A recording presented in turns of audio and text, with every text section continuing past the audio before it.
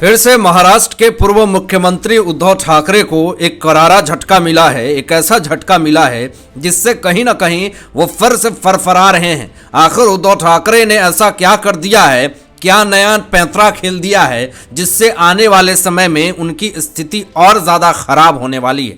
आपको बताएं यहाँ पे, और राज्यपाल के इस्तीफे को लेकर के क्या बड़ी अपडेट आ रही है और उद्धव के कार्यकाल समाप्ति को लेकर के क्या बड़ी अपडेट आ रही है, पूरा विषय आपको बताते हैं। लेकिन इससे पहले इस चैनल को सब्सक्राइब करके बेल आइकन प्रेस कर लीजिएगा और अपने दोस्तों में शेयर जरूर कीजिएगा। बताएं कि महाराष्ट्र के जब से पूर्व मुख्यमंत्री उद्धव ठाकरे बने हैं तब से इनकी स्थिति और भी ज्यादा खराब होती हुई जा रही है। अपनी सरकार को बचाने के लिए इन्होंने नए नए पैंतरे खेले हैं, नए नए उपाय रचे हैं, लेकिन सब उपाय जो है वो पूरी तरीके से खराब होती हुई जा रही है। बिल्कुल ही निचले स्तर की राजनीति कर रहे हैं उद्धव ठाकरे। अपनी सरकार को बचाने के लिए जो नया पैंतरा इन्होंने खेल दिया है वो भी पूरी तरीके से असफल होता हुआ जा रहा है। आपको बताएं कि इनको दिमाग देने वाले संजय राउत भी अब कहीं ना कहीं सोचने पे मजबूर हो गए हैं कि आखिर उद्धव ठाकरे को समझाया जाए भी या नहीं समझाया जाए। लेकिन इन सब चीजों से शरद पवार काफी ज्यादा नाखुश दिख रहे हैं। शरद पवार ने विरोध भी किया है,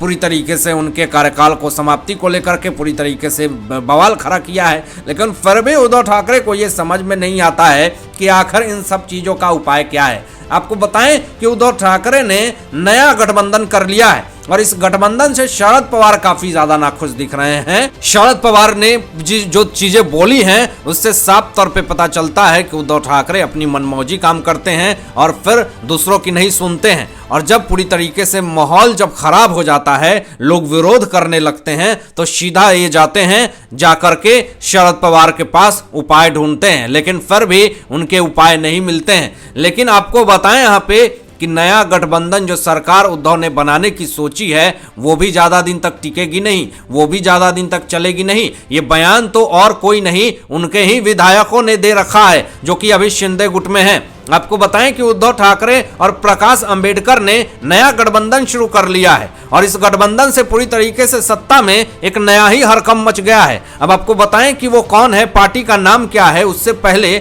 आपको बताएं कि उद्धव और प्रकाश अंबेडकर जो हैं गठबंधन तो बना लिए हैं, लेकिन पूरी तरीके से नाखुश है उनके पार्टी ही जो अभी शिंदे गुट में है। और शरद पवार भी काफी ज्यादा मुंह फुलाए हुए दिख रहे हैं इस गठबंधन से। आपको बताएं दोस्तों कि उद्धव ठाकरे की शिवसेना और वंचित बहुजन अघाड़ी दोनों ने मिलकर के नया गठबंधन का मामला खोज लिया है और ये क्यों किया है आपको ये भी आगे बताएंगे। लेकिन शिवसेना उद्धव की और वंचित बहुजन अघाड़ी प्रकाश अंबेडकर की दोनों ने गठबंधन जब किया है तो शिंदे गुट कैसे चुप रहे हैं, इस पे कैसे ना बयान दे। अब यहाँ पे संजय सिरसाट ने एक बहुत बड़ा बयान दे दिया और इस बयान के बाद तो कहीं ना कहीं पूरी तरीके से उद्धव ठाकरे सरकार और वंचित बहुजन अघाड़ी जो है पूरी तरीके से बौखला गए कि आखिर कैसे शिंदे गुट ने किस तरीके से उनके विधायकों ने हमारी आलोचना करी है। और आलोचना वाला अगर काम करेंगे तो कहीं दिया तो कौन सा बड़ा बात कह दिया, आपने उस तरह का काम किया है तब तो कह रहे हैं। संजय सिरसाट ने दोस्तों साफ तौर पे ये बात कह दिया है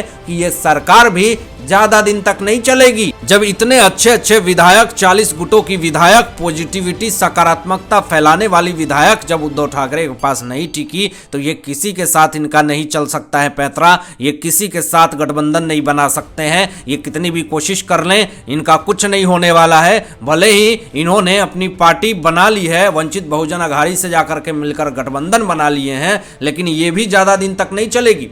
लेकिन अब मामला ये है दोस्तों कि पहले महाविकास अघाड़ी की सरकार थी तो उसमें शिवसेना उद्धव की, एनसीपी और कांग्रेस से, तो अब नया गठबंधन जब शिवसेना उद्धव ने कर लिया है वंचित बहुजन अघाड़ी से, तो कैसे चुप रहेंगे शरद पवार और कैसे मीडिया इनसे पूछेगी नहीं कि आप क्या सोचते हैं उद्धव ठाकरे की नया गठबंधन वंचित बहुजन अघाड़ी सरकार से। तो अब यहाँ पे मीडिया ने शरद पवार से ये बात पूछ लिया। अब शरद पवार भी चुप कैसे रहे, उन्होंने भी पूरी तरीके से अपनी टिप्पणी दे दी। उन्होंने तो साफ तौर पे मना कर दिया और ये कह दिया कि मुझे तो पता ही नहीं है कि उद्धव ठाकरे की शिवसेना ने वंचित बहुजन अघाड़ी से गठबंधन कर लिया है। और आगे दोस्तों जो बयान आप सुनेंगे शरद पवार की, उसको सुन करके आप ताज्जुब रह जाएंगे कि आखिर कैसे नाखुश हैं उद्धव ठाकरे की शिवसेना जो नया गठबंधन की है वंचित बहुजन अघाड़ी से। इससे साफ तौर पे पता चलता है इस बयान से शरद पवार से। उन्होंने ये कहा कि मैं इस जाल में नहीं फंसता। ये बहुत बड़ा बयान, ये बहुत बड़ा पॉइंट जो है वो शरद पवार ने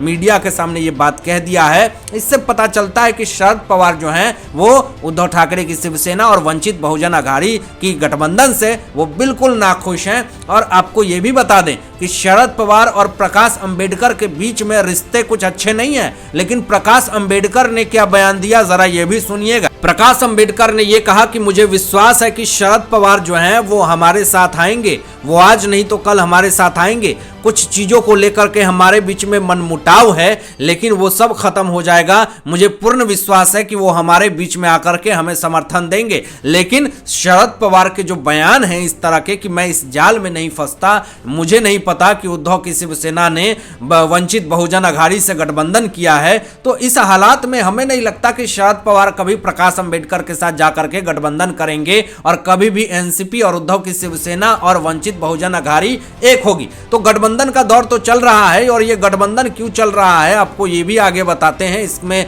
बहुत बड़ा मास्टरमाइंड है कि बीएमसी चुनाव की ये तैयारी चल रही है पूरी तरीके से। वो चाहते हैं कि आने वाला बीएमसी चुनाव में जीत जो है वो हमारी है। उसी की कोशिश में उद्धव जो हैं और वंचित बहुजन अघाड़ी जो है वो एक होकर के बीएमसी चुनाव में जीतना चाहते हैं। 25 साल से घपलेबाजी चल रही थी, अब मन नहीं भरा तो आगे भी करना चाहते हैं। ये तमाम आरोप संजय सिरसाट ने लगा दिए हैं। लेकिन दोस्तों आपको ये भी बता दें कि अभी नया नया गठबंधन हुआ है शिवसेना से उद्धव की, वंचित बहुजन अघाड़ी की, और प्रकाश अंबेडकर जो हैं वो विवादित बयान देना शुरू कर दिए हैं। उन्होंने क्या कहा है जरा ये सुनिए। उन्होंने सबसे पहले ये कहा कि नरेंद्र मोदी जी का भी अंत होगा। अभी नया नया आए हैं गठबंधन में और मोदी जी के अंत की ही सपने देखने लगे प्रकाश अंबेडकर। जरा कुछ दिन सरकार में रहें और काम करें, पार्टी को पूरी तरीके से समर्थन दें कि आप क्या कर सकते हैं। और आते आते ही आप प्रधानमंत्री नरेंद्र मोदी जी पे निशाना साध रहे हैं। आपने ऐसा क्या बड़ा काम कर दिया जो आप नरेंद्र मोदी जी को ही निशाना साध रहे हैं? नरेंद्र मोदी जी ने तो देश के लिए बहुत कुछ किया है, आपने क्या किया जरा एक लाइन में बता करके ये भी बता दे जनता को, तो कहीं ना कहीं जनता आपको समर्थन करेगी। लेकिन आप तो वो भी बताने लायक नहीं है। आप तो गठबंधन करके आप कहीं ना कहीं अपनी सरकार बनाने की कोशिश कर रहे हैं और चले हैं प्रधानमंत्री नरेंद्र मोदी जी को आलोचना करने। आपको दोस्तों ये भी बता दें कि बाला साहब की जयंती पे ये खुलासा किया है उद्धव ने कि उद्धव की शिवसेना और वंचित बहुजन अघाड़ी जो है वो एक हो रही है, गठबंधन कर रही है। अब आपको बताएं यहाँ पे कि कहीं ना कहीं जो महापुरुषों की आलोचना का आरोप लगता गया है राज्यपाल भगत सिंह कोश्यारी जी पे, तो उन्होंने पिछले दिनों मुंबई के दौरे पे नरेंद्र मोदी जी आए हुए थे। तो उस वक्त भगत सिंह कोश्यारी जी ने अपनी इस्तीफा पत्र जो है वो मोदी जी को दे दिया और ये कहा मैं कविता लिखना चाहता हूं, बुक लिखना चाहता हूं, ये तमाम चीजें। और कहीं ना कहीं दोस्तों अब शिवसेना जो है उनकी पार्टी जो है उद्धव की कार्यकाल समाप्ति का समय आ गया है। शिवसेना पार्टी प्रमुख के तौर पे उद्धव ठाकरे का कार्यकाल जो है वो आज समाप्त हो गया है। तो ये भी बहुत ही बुरी खबर है उद्धव ठाकरे के लिए। भले ही ये गठबंधन कर लिए हों वंचित बहुजन अघाड़ी से, लेकिन इनका कार्यकाल आज समाप्त हो गया। इनके पार्टी जो है वो चुनाव आयोग में अपील कर रहे हैं।